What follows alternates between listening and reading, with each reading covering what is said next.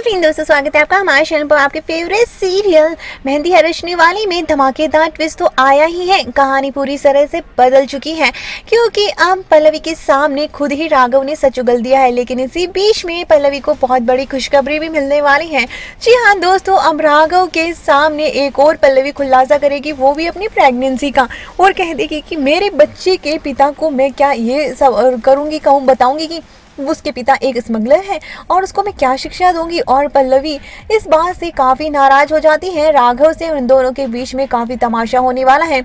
लेकिन अम्मा इस बात से काफ़ी खुश हो जाती है, और लेकिन परेशानियां घर में काफ़ी होने वाली हैं।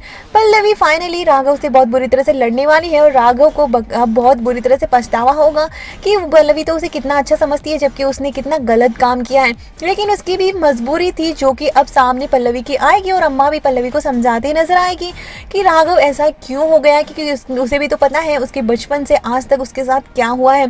पैसे नहीं होने की वजह से उसके परिवार ने क्या क्या नहीं झेला, और ये सब कुछ तो पल्लवी को राघव पहले ही बता चुका है। और यही मजबूरी हो अब पल्लवी को समझ में आने वाली है, और पल्लवी राघव का साथ देने का वादा करती है अम्मा के समझाने पर।